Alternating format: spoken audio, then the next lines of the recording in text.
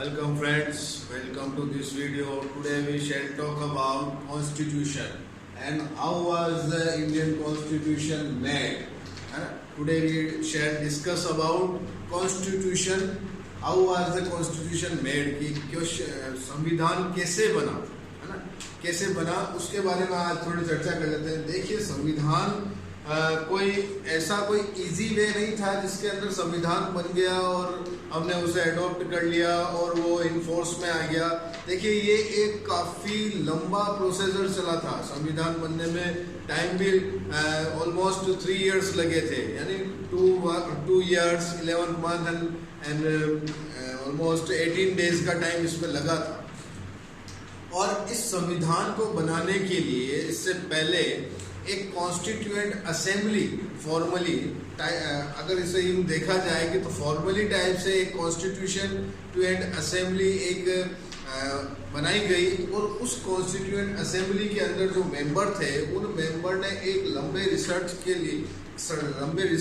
बाद अपने रिसर्च को एक कॉन्क्रीट शेप दिया, एक मूर्त रूप दिया, उसके आधार पर यह संविधान बना, है ना। तो क्या पता चला कि एक संविधान सभा बनाई गई, एक कॉन्स्टिट्यूएंट असेंबली बनाई गई और उसके अंदर जो मेंबर बनाए गए उन मेंबरों ने एक रिसर्च के बाद ये कॉन्स्टिट्यूशन बनाया था, है ना। तो फॉर्मली टाइप देखें तो कॉन्स्टिट्यूएंट असेंबली एक बनाई गई जिसकी फर्स्ट सीटिंग जो हुई थी उस असेंबली की वो 9 दिसंबर 1946 को हुई थी, है ना। और उसके बाद जब इंडिया डिवाइड हो गया तो डिवाइड होने से पहले एक बार वापस रीअसेंबल्ड सीटिंग हुई थी, है ना, जिसे वो हुई थी 14 अगस्त 1947। ओके, फिर इसके बाद क्या हुआ कि अब इसके जो मेंबर थे वो किस तरह से चूज किए गए थे, है ना। तो its member were chosen by indirect election, अप्रत्यक्ष चुनाव द्वारा इन मेंबर्स को चुना गया। देखिए डायरेक्ट इलेक्शन क्या होता है, इनडायरेक्ट इलेक्शन क्या होता है। डायरेक्ट इलेक्शन तो वो होता है जिसके अंदर पब्लिक खुद अपने रिप्रेजेंटेटिव को चुनती है। यहाँ ऐसा सिस्टम नहीं था, पब्लिक ने इन्हें नहीं चुना था, इन्हें एक कैबिनेट मिशन बनाया गया था, उस आधार पर सीटों का जो डिस्ट्रीब्यूशन किया गया था उनके आधार पर इनको चुना गया था और वो एक रेशो निकाल कर इनको चुना गया था। फिर देखिए ये जो प्रोविंशियल लेजिस्लेचर असेंबलीज जो थी, है ना, एक एक्ट था 1935, उसके अकॉर्डिंग एक प्रोविंशियल लेजिस्लेटिव असेंबली जो थी उसके आधार पर इनका रेशो निकाला गया और उसके आधार पर इनको इलेक्ट किया गया था, इन्हें चुना गया था। अब देखिए ये जो कॉन्स्टिट्यूएंट असेंबली जो थी it was composed by the British cabinet, constituent assembly was composed by British cabinet और ब्रिटिश कैबिनेट ने एक मिशन बनाया था या एक कमेटी बनाई थी जिसे कैबिनेट मिशन कहते हैं, है ना। तो इस कैबिनेट मिशन के आधार पर, इस प्लान के आधार पर, इसके अकॉर्डिंग ये संविधान सभा बनाई गई और उनकी सीटों का डिस्ट्रीब्यूशन किया गया था। अब देखिए इसके अंदर मेनली क्या चीज थी, according to this plan means ये कैबिनेट मिशन का क्या प्लान था कि जितनी भी पॉपुलेशन है प्रोविंशियल स्टेट्स की उसके अंदर एक रेशो निकाला जाएगा कि कितने रिप्रेजेंटेटिव को हमको निकालना है या चुनना है। तो इसके लिए रेशो ये रखा गया कि 10 लाख पॉपुलेशन के ऊपर, 10 लाख पॉपुलेशन के ऊपर एक 1 रिप्रेजेंटेटिव को चुना जाना था, ठीक है। तो रेशो ये आ गया जिसके आधार पर ऑल इंडिया में से 292 मेंबर्स ये चुने जाने थे। How many? 292। और इस फिर जो प्रिंसली स्टेट से, है ना, यानी देशी रियासतें जो थी भारत के अंदर, उन रियासतों से 93 मेंबर्स चुने जाने थे, ठीक। तो ये एक रेशो निकाला और किसके आधार पर निकाला था? कैबिनेट मिशन के आधार पर। This is very important, cabinet mission, ठीक है। फिर आती है बात कि कम्युनिटीज की। भाई कम्युनिटीज जैसे जो मेन जो कम्युनिटीज थी जैसे मुस्लिम्स हुए, सिख्स हुए, जनरल कम्युनिटी हुई एंड अदर कम्युनिटीज, इनके भी कुछ इनकी भी पॉपुलेशन में से रेशो निकाला गया और इनको भी चुना गया। फिर बात करते हैं कि इनका चुनाव कैसे हुआ। देखिए, ये प्रोपोर्शनल रिप्रेजेंटेशन यानी समानुपातिक प्रतिनिधित्व की एक मेथड निकाला गया जिसका नाम है सिंगल ट्रांसफरेबल वोट यानी एकल संक्रमणीय मत पद्धति। इसका नाम, ये इंपॉर्टेंट लाइन है आपके लिए, थर्ड पॉइंट जो मैंने लिखा है आप इसे नोट डाउन कीजिएगा और नोट्स के अंदर इसको हाईलाइट कर सकते हैं। ये मेथड पूछा जाता है कि भाई कॉन्स्टिट्यूएंट असेंबली के मेंबर किस मेथड से इलेक्ट किए गए थे, तो ये पूरा आपके लिए काम आएगा। Proportional representation with single transferable vote यानी समानुपातिक प्रतिनिधित्व की एकल संक्रमणीय मत पद्धति द्वारा ये रिप्रेजेंटेटिव चुने गए थे। ठीक है, और जो ये 93 मेंबर जो है प्रिंसली स्टेट्स के, इनको चुनने के लिए कंसल्टेशन करनी थी और इनका जो चुनने का जो सारा जो जिम्मा था वो प्रिंसली स्टेट्स को दे दिया, उनकी कंसल्टेंसी, भाई कि आप अपने रिप्रेजेंटेटिव आप चुनकर भेज दीजिए, इन्हें हम इस कॉन्स्टिट्यूएंट असेंबली में मेंबर हम बनवा देंगे। तो ऐसा कुछ प्रोविजन रखा गया। फिर बात करते हैं composition of the constituent assembly कि भाई कॉन्स्टिट्यूएंट असेंबली का स्वरूप क्या था, कैसे ये बनी थी, composition of the constituent assembly. देखिए, अकॉर्डिंग टू प्लान 3 जून 1947, देखिए एक वेवेल योजना थी, इसके अकॉर्डिंग जब पार्टीशन की बात आ गई कि भाई अब इंडिया और पाकिस्तान नाम के टू कंट्रीज बनेगी, तो ये जब पार्टीशन की बात आ गई तो ये जो मेंबर थे 292 और 93, इनको जोड़ने के बाद जो भी रेशो निकलता है उसके अंदर जो सारा रिड्यूस हुआ था, है ना, तो ये 299 मेंबर टोटली उस टाइम रिड्यूस होकर मेंबर रह गए थे। ये जो पाकिस्तान के मेंबर थे वो पाकिस्तान चले गए, उनकी एक अलग कॉन्स्टिट्यूएंट असेंबली बन गई, और जो इंडिया के मेंबर थे वो इंडिया में रह गए। तो इंडिया के अंदर जो फिर टोटली जो मेंबर निकल के आए वो 299 इनका रिड्यूस रेट ये था। फिर उसके बाद जब ऑल ये पूरा कॉन्स्टिट्यूशन बन गया और फिर इसको सिर्फ इन्फोर्स करना है, तो उस टाइम 24 जनवरी 1950 है ना, 24 जनवरी 1950, उस दिन कॉन्स्टिट्यूएंट असेंबली के 284 members were present that day, और उन्होंने ही उन 284 मेंबर ने ही फाइनली रूप से अपने सिग्नेचर कॉन्स्टिट्यूशन पर किए थे, है ना। तो क्या बात और इम्पोर्टेंट समझ में आई हमें कि भाई 24 जनवरी 1950 को 284 members were present that day और उन्होंने साइन किए थे कॉन्स्टिट्यूशन पर। ठीक है, अब देखिए, अब इस कॉन्स्टिट्यूशन के अंदर जो ये फ्रेमर्स थे, अपने कॉन्स्टिट्यूशन मेकर्स जो थे, है ना, संविधान निर्माता जिसे हम कह सकते हैं, ये एक इतने भारी दबाव में थे, इमेंस प्रेशर था इनके ऊपर। देखिए, एक बर्डन तो था पार्टीशन वाला, ठीक ने, और अदर बर्डन था कि भाई देश के अंदर एक ऐसा माहौल था, है ना, दंगे फसाद लड़ाई झगड़े का, तो इतना जो क्रिटिकल या इमेंस प्रेशर इनके माइंड पर था, फिर भी इन्होंने बिना किसी तरह से डाइवर्ट हुए, अपने माइंड को डाइवर्ट किए हुए या विचलित हुए, इन्होंने अपना पूरा काम पूरी डेडिकेशन से किया। और उसके बाद इन्होंने कुछ जो ये वायलेंस थी, है ना, लर्न फ्रॉम द वायलेंस, उस वायलेंस से भी सबक सीखे, उससे भी लेसन सीखे, और सीखने के बाद उन चीज़ों को ज़्यादा प्रायोरिटी दी जो ज़्यादा पब्लिक वेलफेयर से रिलेटेड हो सकते हैं, और उन चीज़ों को हटाना ज़्यादा बेटर समझा जो पब्लिक वेलफेयर से रिलेटेड नहीं होते, जिनसे हिंसा को बढ़ावा मिले या किसी तरह का और ऐसा असामाजिक इन सोशल वर्क को बढ़ावा मिले, है ना। तो इस तरह के कुछ इन्होंने प्रोविजंस रखना उचित समझा, है ना, फ्रेमर्स ने।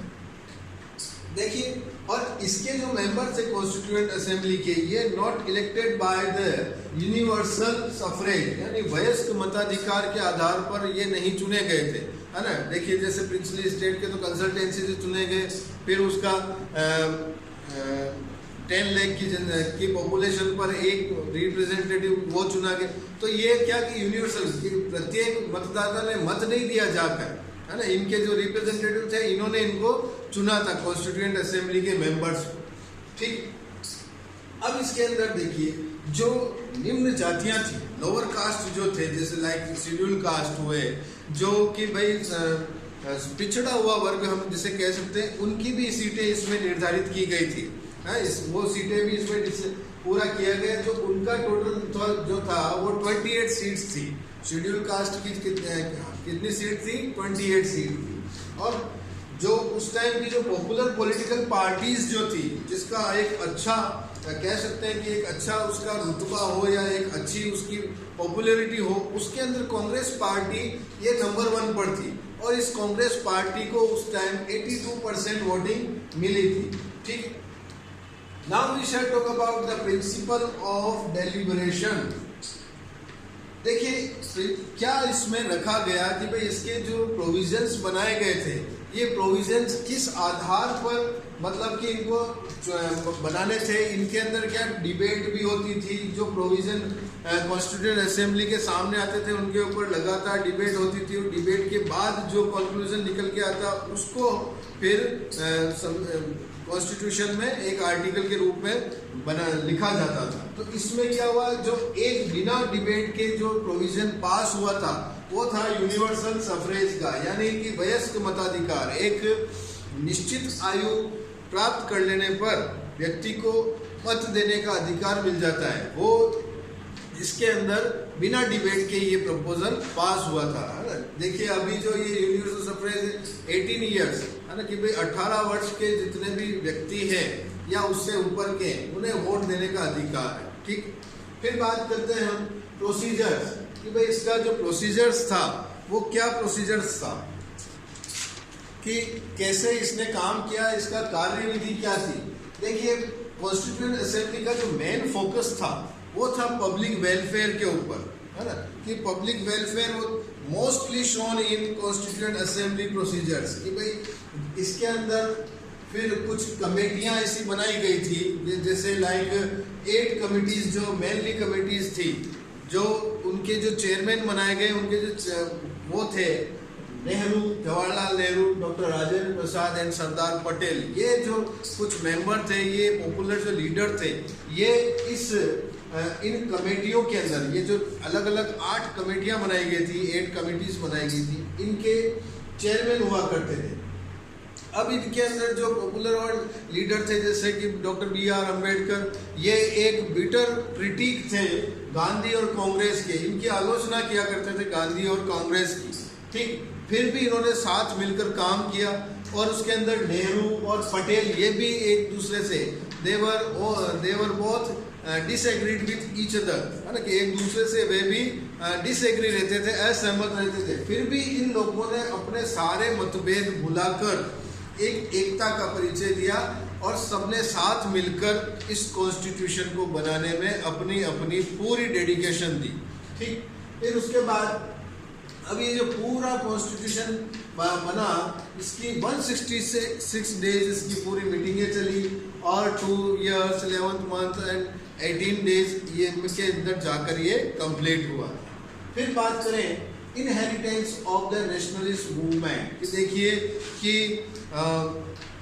राष्ट्रीय आंदोलन की विरासत की बात कर सकते हैं कि भाई राष्ट्रीय आंदोलन से हमने क्या सीखा। देखिए इससे भारत से पहले जो दूसरी कंट्रीज है, जैसे लाइक USA, अमेरिका, फ्रांस, है ना, रशिया, इनके अंदर जो रेवोल्यूशन हुई थी ये सारी बेस्ड थी कि हमें समानता, स्वतंत्रता, ये मतलब कि freedom to equality and liberty, इसके ऊपर बेस्ड थी। और ये नेशनल मूवमेंट से हमने भी कुछ इंस्पिरेशन लिया और हमारे भी एक भारत के अंदर एक लॉन्ग नेशनल मूवमेंट चला था।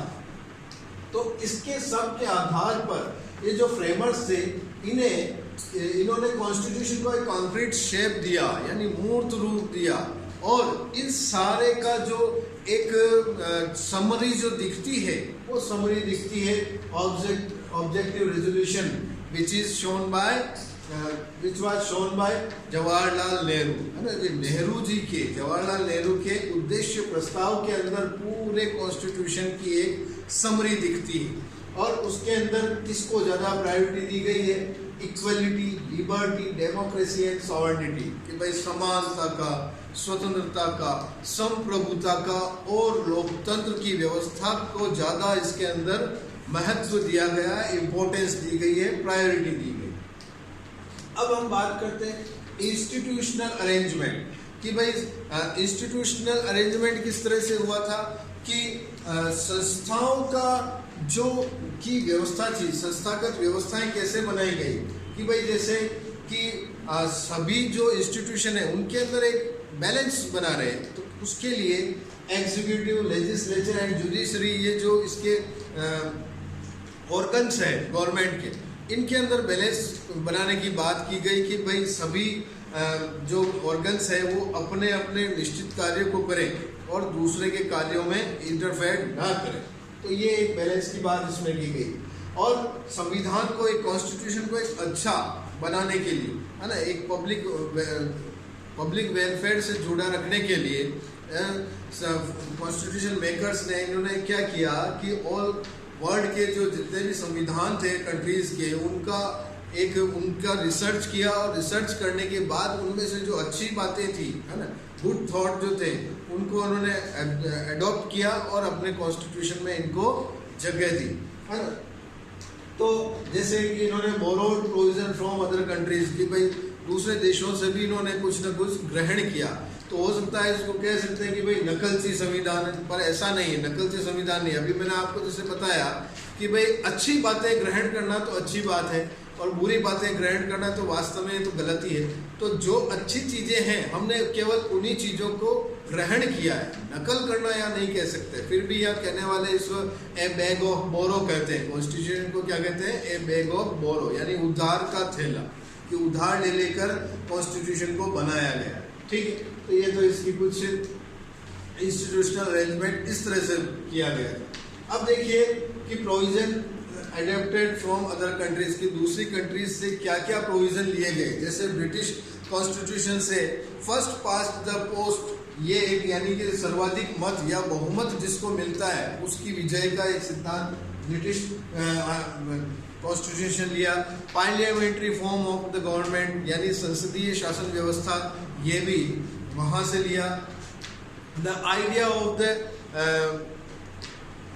राइट टू लॉज, कि भाई कानून का शासन, इसका भी आइडिया यहाँ से लिया गया।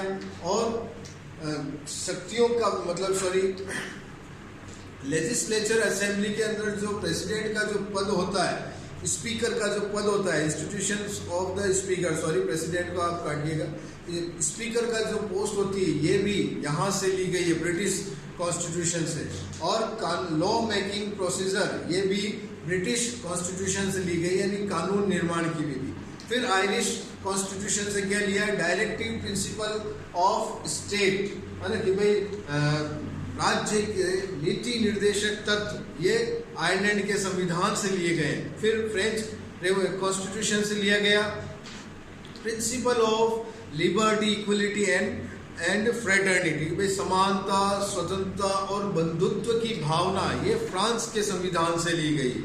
और यूएस के संविधान से क्या लिया गया, यूनाइटेड स्टेट्स के संविधान से सबसे मेन बात फंडामेंटल राइट्स, है ना, कि भाई मूल अधिकार, ये वहाँ से लिए गए। और पावर ऑफ जुडिशियल रिव्यू, कि भाई जुडिशियल रिव्यू यानी न्यायिक पुनरावलोकन का जो कॉन्सेप्ट लिया, ये भी यूएस के कॉन्स्टिट्यूशन से लिया। और इंडिपेंडेंस ऑफ द जुडिशियरी, कि भाई न्यायपालिका की स्वतंत्रता का कॉन्सेप्ट भी यूएस के कॉन्स्टिट्यूशन से लिया, अमेरिका के संविधान से। और कैनेडियन कॉन्स्टिट्यूशन से लेने वाली कुछ बातें हैं, जैसे quasi federal form of government, कि भाई सरकार का अर्ध संघात्मक स्वरूप, है ना, फेडरल सिस्टम और क्वासी फेडरल सिस्टम, ये वहाँ से लिया गया। ठीक है, फिर जो रेसिडुअल पावर होती है ना, the idea of residual power, ये यानी अवशिष्ट शक्तियों वाला जो सिद्धांत है, ये विचार भी कनेडियन कॉन्स्टिट्यूशन से एडॉप्ट किया गया। तो इसके अंदर, इस वीडियो के अंदर हमने आज कॉन्स्टिट्यूशन कैसे बना, उसकी क्या कार्यविधि है, उसका प्रोसीजर, इनकी बातें की। आई होप आप इसके नोट्स बनाएं, और ना समझ में आए तो हमें आकर पूछ सकते हैं। That's all for today, thanks.